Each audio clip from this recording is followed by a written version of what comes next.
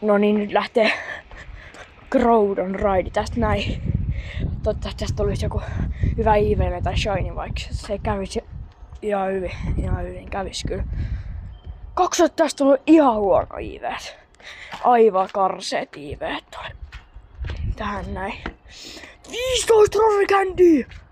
Mitä? 15 rarikändiä, oisko shiny? Ei tietenkään, mutta 15 rarikändiä! Mitä ihmettä? Mitä täällä tapahtuu? Mä sain just äsken ton Groudonin, se oli 98 IV, mä aion varmaan power-uppasta nyt.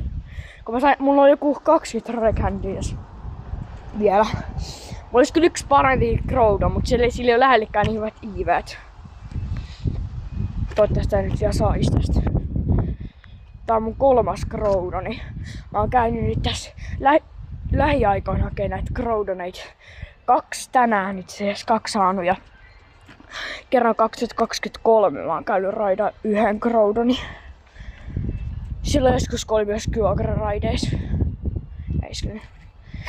Ei, mulla on vähän hikka. Mä otetaan tolla noin. Oh no. Kreat.